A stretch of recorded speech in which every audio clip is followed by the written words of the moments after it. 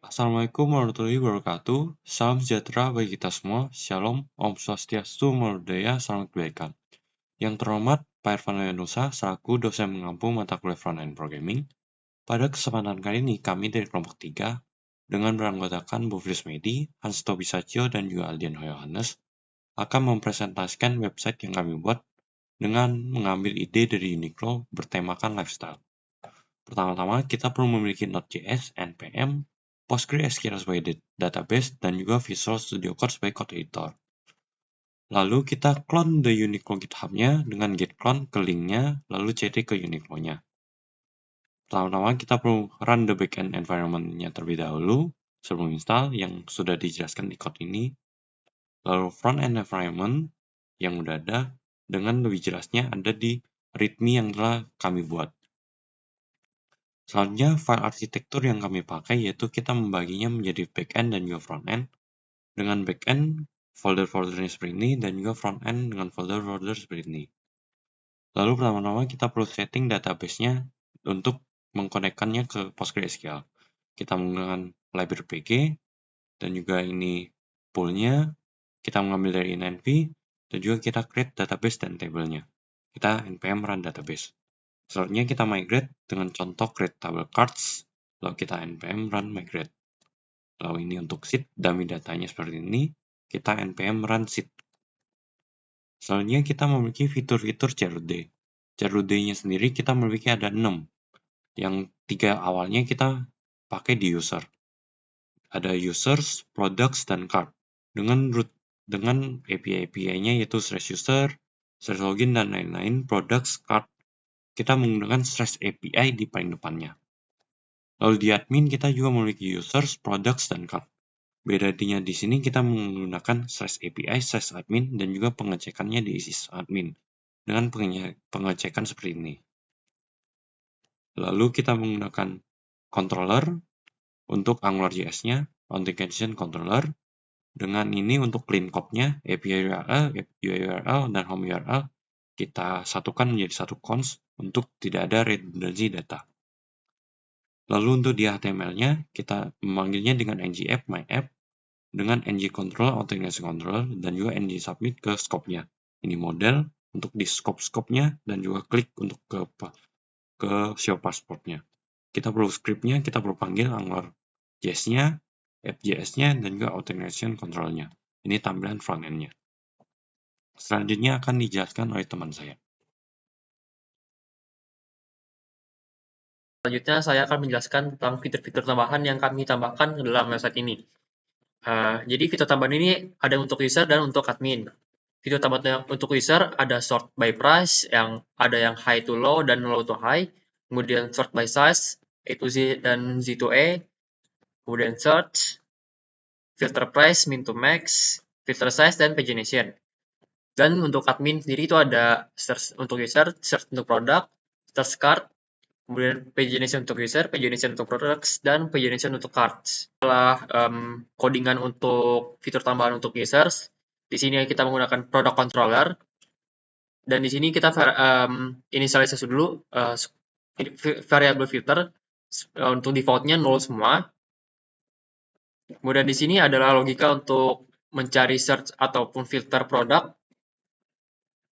dan juga di sini ada logika untuk pagination-nya. Kemudian berikut adalah implementasinya pada file HTML-nya. Di sini kita panggil controller-nya, kemudian kita panggil ngModel-nya.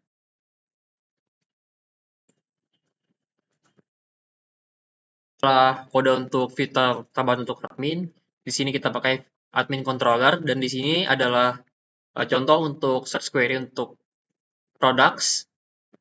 Dan di sini kita merupakan cara implementasinya di file HTML.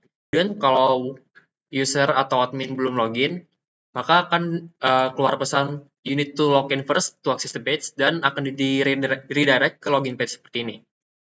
Berikut adalah kode untuk authentication-nya. Di sini user diminta untuk memasukkan password dan email. Kalau misalnya email dan passwordnya benar, tentu saja pasti akan masuk ke websitenya.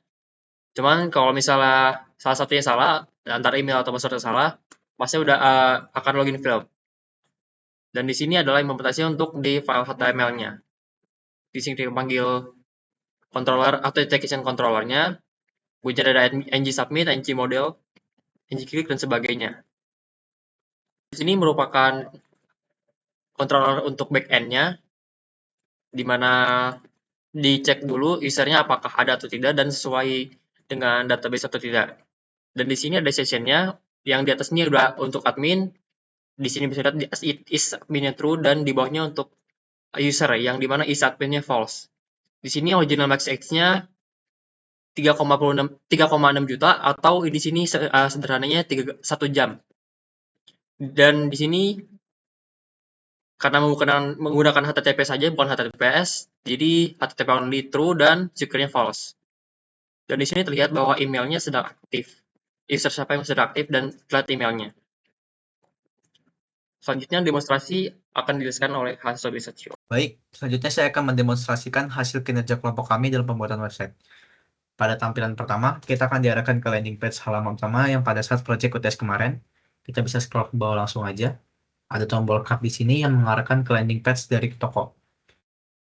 Berikut adalah tampilan dari landing page toko kami. Di sini ada beberapa fitur seperti header sesuai dengan namanya, kategoris menampilkan produk, magazin menampilkan magazin, dan juga about us mengenai produk. Lalu sini ada icon sesuai dengan bentukannya, dia berfungsi sesuai dengan bentukannya. Lalu sini ada carousel menampilkan image, di sini kita bisa klik. Lalu juga ada card menampilkan produk, kita bisa klik dan mengarahkan ke detail page. Ada informasi, lalu ada video, lalu ada card lagi. Kemudian untuk icon kita diperlukan login terlebih dahulu untuk mengaksesnya. Jika tidak mempunyai akun, kita bisa melakukan register di bawah ini. Pada register memasukkan email, password, dan juga date of birth. Lalu saat kita tekan register akan dikembalikan ke halaman login page.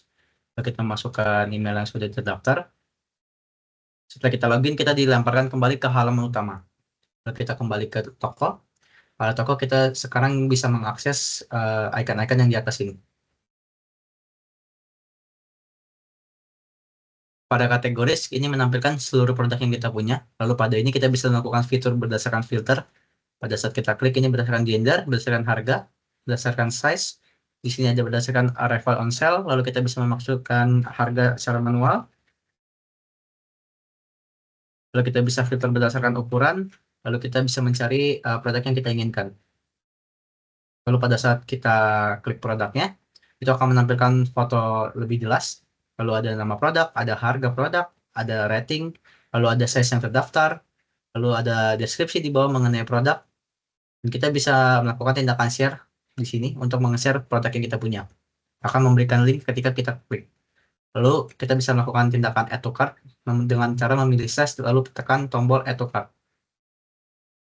Lalu pada tampilan cart, kita memiliki tampilan semua produk yang dimasukkan ke dalam cart. Pada tampilan ini kita bisa melakukan tindakan update di sini dengan mengurangi quantity. Lalu kita juga bisa melakukan tindakan delete di sini. Lalu pada bagian kanan ini terdapat subtotal dari keseluruhan produk yang kita check out. Lalu pada tampilan profile kita bisa melakukan tindakan edit profile dengan memasukkan profile. Lalu kita bisa melakukan edit profile dengan mengganti nama, mengganti email, dan juga mengganti phone number, payment method, juga country, dan serta address. Kita bisa melakukan save profile, dan juga profile akan berubah secara otomatis. Selain itu juga kita bisa melakukan tindakan delete profile di sini, sehingga profile akan menghilang. Namun di sini saya akan menampilkan halaman dari admin.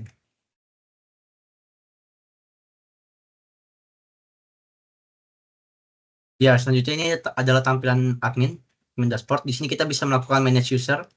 Pada user kita bisa melakukan delete dan juga search untuk nama user. Kemudian di sini ada manage product, di sini menampilkan keseluruhan produk, bisa melakukan edit dan delete, dan juga kita bisa mencari nama produk yang kita inginkan. Lalu sini ada manage cart, di sini kita bisa mencari produk yang kita inginkan, lalu kita bisa mendelete.